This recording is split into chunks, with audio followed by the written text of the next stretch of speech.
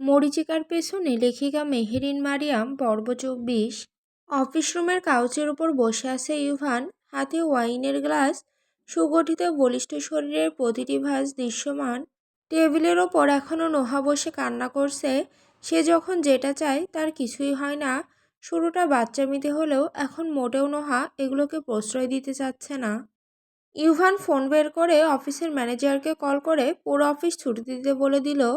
Minute ৩০-এর মধ্যেই অফিসের সব স্টাফ চলে গেলে ইউভান উঠে নোহার কাছে এসে বলে, প্রিন্সেস চলো। যাব না, মরে গেলেও যাব না তোমার সাথে। আমি বাসায় যাব। হ্যাঁ, আমরা বাসায় তো যাব, জমিদার বাড়িতে, তারপর সেখান থেকে প্যালেসে। আমি কালকে রিজাইন দিব, করব না এই জব, নতুন জব খুঁজে নিব। আর এখন আমি আমার ফ্ল্যাটে যাব। ইউভান হেসে নোহার সামনে একটা কন্ট্রাক্ট পেপার এগিয়ে দেয়। নোহা কাঁপা কাঁপা হাতে নিয়ে ভালো মতো পড়ে। দেখলো সে কত বড় ভুল করেছে। এত ট্রেনিং দিলাম, সব বৃথা গেল প্রিন্সেস। পড়ে তারপর সাইন করা উচিত ছিল। কন্ট্রাক্ট মতে 6 মাসের আগে এই জব ছাড়লে 1 কোটি টাকা কোম্পানিকে দিতে হবে। আর আরও লেখা আছে এই 6 মাস তোমাকে জমিদার বাড়িতে থাকতে হবে, কোম্পানি থেকে দেওয়া ফোন ব্যবহার করতে হবে এবং কোম্পানি দেওয়া ড্রেস পরতে হবে। সেই হিসেবে তোমাকে এখন আমার সাথে জমিদার বাড়িতে যেতে হবে। ফাইলটার সাথে সাথে নোহার হাত থেকে ফ্লোরে পড়ে গেল। তার পায়ের তলার মাটি যেন সত্যি সত্যি সরে গিয়েছে। আরহাম সাহেব হাসি মুখে তাকে দিয়ে গতকাল যে পেপারগুলোতে সাইন করেছে তার ফল এত দিতে হবে তা নোহা কল্পনাও করেনি। 1 কোটি টাকা, এই টাকা দেওয়ার ক্ষমতা নোহার নেই। আর জমিদার বাড়িতে থাকার শর্ত, এটা তো স্পষ্টতই ইথান ইউভানের কাছে ফিরে যাওয়া। ইউভান ওয়াইনের শেষ চুমুকটা দিয়ে গ্লাসটা সজোরে টেবিলের ওপর রাখলো। তারপর নোহার খুব কাছে এসে ওর ভেজা গালটা নিজের আঙুল দিয়ে মুছে দিয়ে শীতল গলায় বলল, ভেবেছিলে সাধারণ একটা মেয়ের মতো জব করে জীবন কাটিয়ে দেবে? নোহা, তুমি আমাদের তৈরি এক মাস্টারপিস। তোমাকে এসব অফিসের ডেস্কে মানায় না, বুঝেছো? আর ওই যে 1 কোটি টাকা, ওটা আসলে তোমার স্বাধীনতা দেখানোর অপরাধের দাম, যা শোধ করার ক্ষমতা তোমার এই জন্মে নেই। আমি আর ইথান ছাড়া তোমার কোনো রাস্তা নেই। দরকার হয় 6 মাস কাজ করে তারপর চলে যাব, তাও তোমাদের কথা শুনবো না। আমিও নোহা।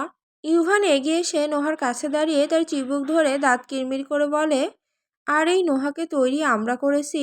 যতটা জেদি নোহা ততটাই ইউভানও। নোহাও যাবে না, ইউভানও তাকে ছাড়বে না। এক পর্যায়ে ইউভান নোহাকে কোলে তুলে গাড়ির দিকে পা বাড়িয়ে দেয়।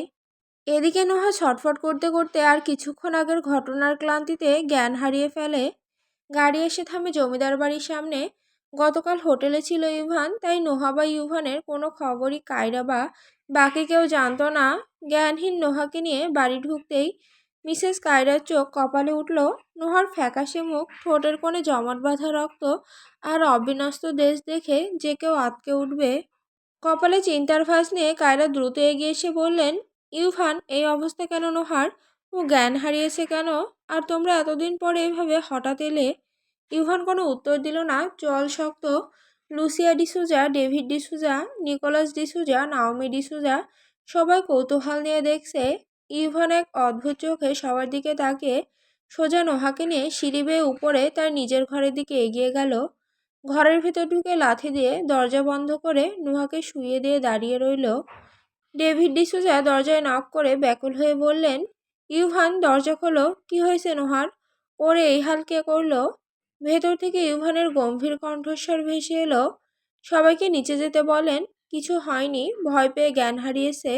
ওর জ্ঞান ফিরলে আমি বুঝে নেব কি করতে হবে। আর রাতে আমাদের ডিনার রুমেই পাঠিয়ে দিবেন। বিছানায় শুয়ে থাকা নোহার দিকে তাকিয়ে ইউভানের ঠোঁটে এক পৈশাসিক হাসি ফুটে উঠল। সে নোহার গায়ে সেই সাধারণ ড্রেসটার দিকে ঘৃণা দৃষ্টিতে তাকিয়ে আসার সময় নিজের সাথে আনা কিছু নর্মাল ড্রেসের ব্যাগ থেকে একটা শর্ট প্যান্ট আর টি শার্ট পরিয়ে দেয়। ইউভান নোহার কপালে হাত বুলিয়ে ফিসফিস করে বলল, welcome back to our real world princess. এই সুতি কাপড়, সাধারণ জীবন, এসব তোমার জন্য না। তুমি শুধু আমাদের বিলাসবহুল খাঁচার পাখি হওয়ার যোগ্য। মিনিট 15 পর নোহার জ্ঞান ফিরল। চোখ মেলতেই সে নিজেকে সেই পরিচিত এক রুমে আবিষ্কার করলো। ঘরের কোনায় আধো অন্ধকারে ইউভান বসে আছে, হাতে নিয়মিতর মতোই হুইস্কির গ্লাস। নোহা বিছানায় উঠে বসার চেষ্টা করতেই ব্যথায় কোকিয়ে উঠল। ইউভান উঠে এসে তার সামনে দাঁড়ালো। জ্ঞান ফিরেছে। গুড। ডিনার শেষ করে কন্টাক্ট মনে আছে তো? অফিসে দেওয়া ড্রেস পরতে হবে আর এখন থেকে এখানে থাকতে হবে। এটাই তোমার পৃথিবী।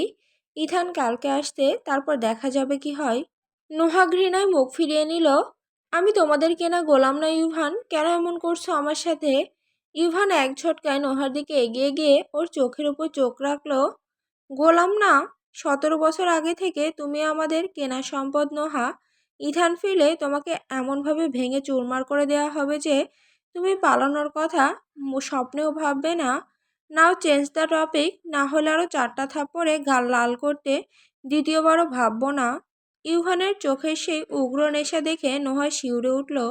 ইউভান নোহার চুলের মুঠি ধরে নিজের বুকের সাথে চেপে ধরল এবং ওর কানে ফিসফিস করে বলল, don't test my patience Noha. Tonight is going to be very long and I want you to feel every second of it. Noha কেঁদে দিল বাচ্চাদের মতো।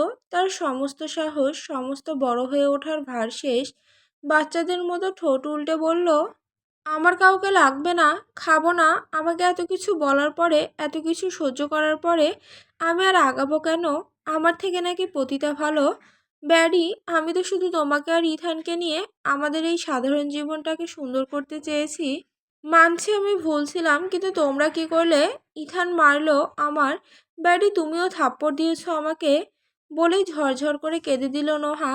ইউভান হালকা হেসে নোহার পায়ের কাছে হাঁটু গেড়ে বসে নোহার ডান পাটা নিজের বুকের বাঁ পাশে রেখে কানে ধরে সরি বলতে শুরু করলো। কিন্তু নোহা রাগ করে মুখ ফুলিয়ে বসে রইল। কি করলে আমার প্রিন্সেস মাফ করবে? ইথানকে শাস্তি দিব, হেল্প করতে হবে। কিভাবে? ইথানের কাছে বলবা আমি এখনো রাগ করে আছি, পরে ইথান এসে তোমার মতো পা ধরে মাপ চাইবে, তারপর মানব। ইথান পা ধরে মাপ চাইবে নাকি পা কাঁধে নিবে তা কে জানে। কি ফিসফিস করো? কই না তো। বললাম ঠিক আছে, ইথানের সামনে নাটক করব। এবার খাবার খাও। ইউভান উঠে খাবারের প্লেট নিয়ে ভাত মেখে নোহাকে খাইয়ে দিয়ে নিজে কিছুটা খেয়ে নিয়ে জড়িয়ে ধরল নোহাকে। সেই সময় ঠিক জানালার আড়ালে নাওমি লুকিয়ে দেখছিল।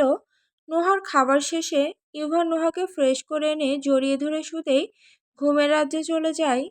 এতদিন পরে ছোট পাখিটাকে পেয়ে ইউভান শান্তিতে ঘুমিয়েছিল, কিন্তু নাওমি মুহূর্তে মনে করে নিল নোহা আর ইউভান ইথানের পিঠ পেছনে অবৈধ কোনো সম্পর্কে আছে। নাওমি শয়তানি হাসি দিয়ে ভাবল, কাল ইথানকে সব জানিয়ে পরিবারের সামনে অপমান করবে, সাথে নোহার এই বিলাসী জীবনেরও ইতি ঘটবে।